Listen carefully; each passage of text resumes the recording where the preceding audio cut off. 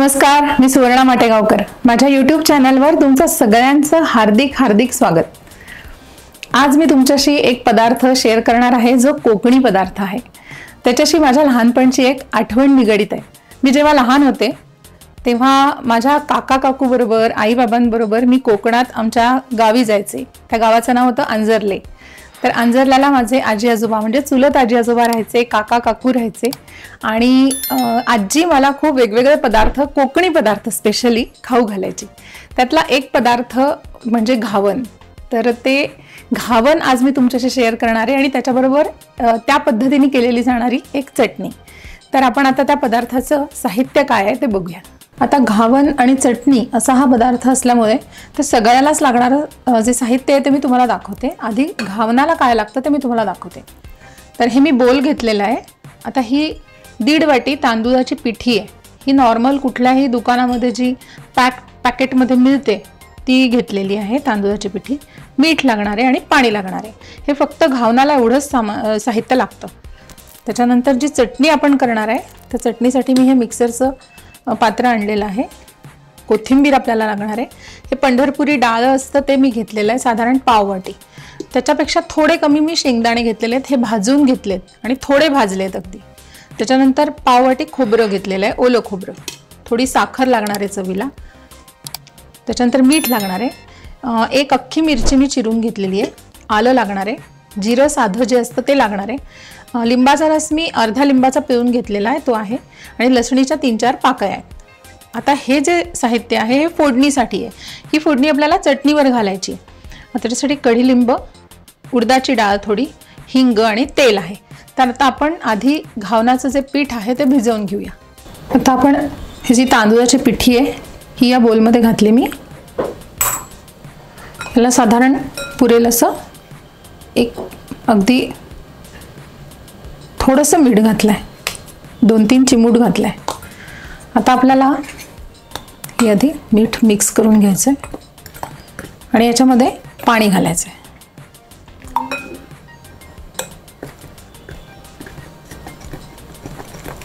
पातळ कन्सिस्टन्सी करायची आहे।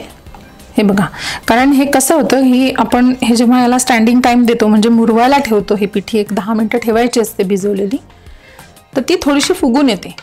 त्याच्यामुळे थोडी जास्त पाणी घालायचं त्याच्यामध्ये। हे पहा, कन्सिस्टन्सी बघा, ही एकदम पातळ केलेली आहे। त्याच्यामुळे काय होतं की घावनाला छान जाळी पडते। आता हे घावनाची पिठी आपण भिजवून झालेली आहे, हे मी बाजूला ठेवते आणि आता आपण चटणी करून घेऊया। आता या चटणीसाठी आपण हे सगळं साहित्य या मिक्सरच्या बोलमध्ये घालूया। पंढरपुरी डाळ घेतले, शेंगदाणे त्याच्यापेक्षा थोडेसे कमी आहेत। आता हे प्रमाण तुम्ही तुमच्या आवडीप्रमाणे कमी जास्त करू शकता। खोबरं घातलंय। आता ही कोथिंबीर घालते, ही अख्खी लागेल।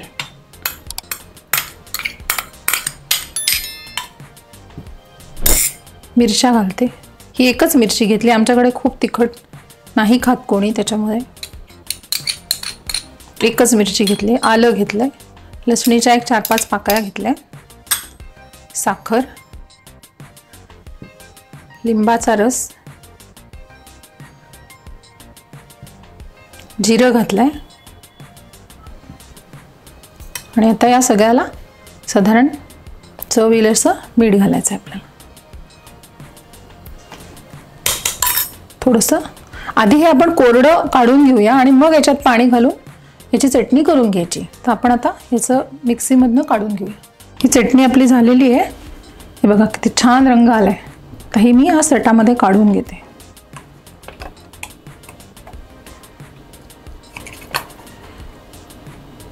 आता या चटणीवर घालायला थोडीशी फोडणी करायची। मी गॅस लावला, याच्या खाली थोडं तेल घालते।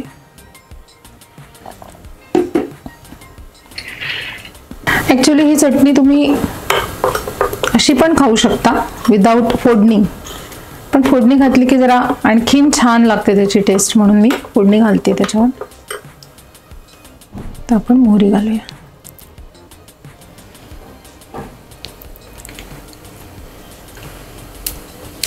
थोडं जिरं, उडदाची डाळ घातली, थोडंसं हिंग चिमूटभर आणि हा कढीपत्ता. याच्यामध्ये हळद तिखट मी काहीच घालत नाही. आता ही फोडणी आपण या चटणीवर घालूया.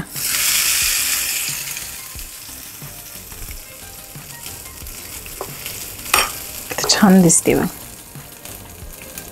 तर हा तवा छान तापलेला आहे. आपलं घावणाचं पीठही तयार आहे.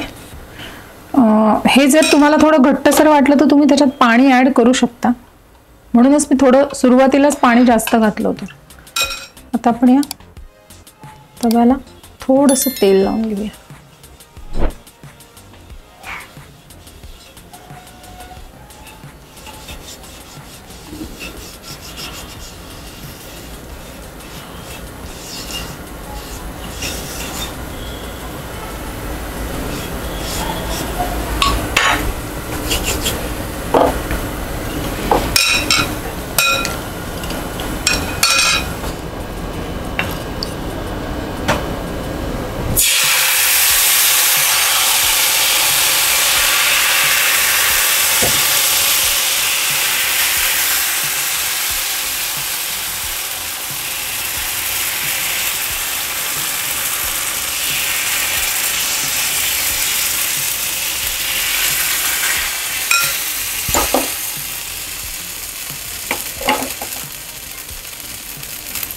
छान हे पीठ घातलंय, त्याला छान जाळी पडली कारण आपण ते छान पातळ भिजवलंय आणि मुरू दिलंय. थोडं जेवढं तुम्ही पातळ भिजवाल तेवढी त्याला जाळी छान पडेल आणि ती उलट्या साईडनी छान दिसते.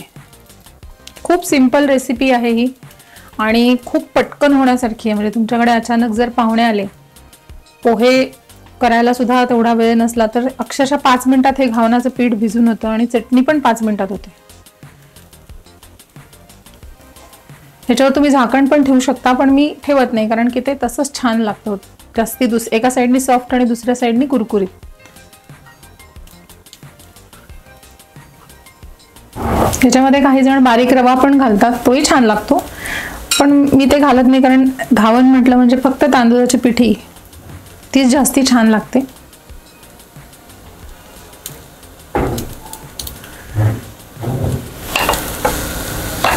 आता हे छान सुटलंय बघा खालून. थोडंसं दुसऱ्या साईडनी पण भाजते. किती छान जाळी पडली बघा.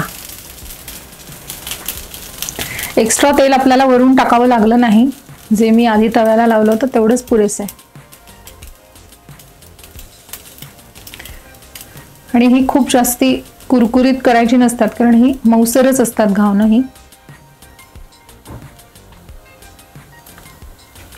ही गोड पदार्थांबरोबर पण छान लागतात. म्हणजे आंब्याचा रस किंवा घावन घाटलं करतात त्याच्यामध्ये सुद्धा छान लागतात.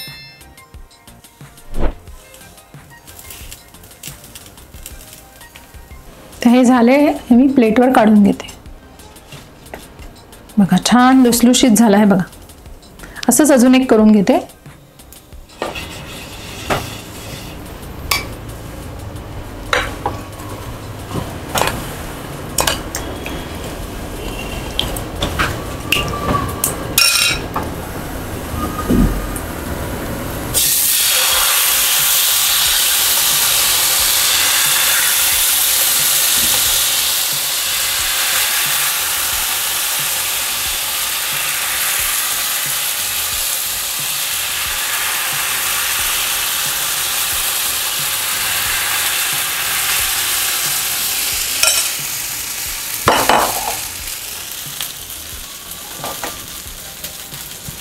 ही घावणं तुम्ही तांदूळ भिजवून सुद्धा करू शकता, पण मी झटपट करायचंय म्हणून मी तांदूळाची पिठी वापरली. ती पण परफेक्टच होतात, छान होतात चवीला. आमच्याकडे माझी चुलत आजी तांदूळ स्वच्छ धुवून फडक्यावर वाळवून त्याची पिठी तयार करायची आणि मग ती पिठी घावण्यासाठी किंवा उकडीच्या मोदकांसाठी वापरायची. तर ती प्रोसेस थोडी लांब आहे, त्याच्यामुळे ही आता आपण झटपट अशी करू शकतो.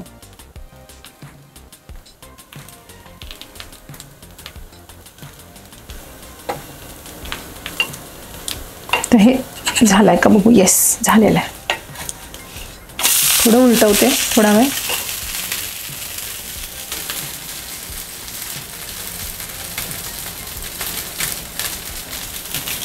ह्याच्याबरोबर चटणी जशी छान लागते तशी लाल हरभऱ्याची उसळ पण खूप छान लागते,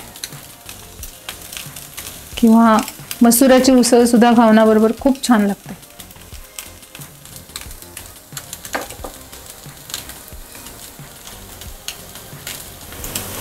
चला आता हे पण झालेलं आहे, हे मी काढून घेते.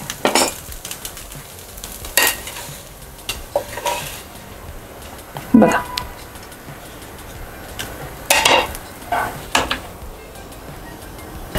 आता या घावनाचं टेस्टिंग मी करून बघते. हा, लुसलुशीत झालाय. अर्थात आजीच्या हातच्या घावनाची मजा वेगळीच आहे, पण हे मी करून बघितलंय.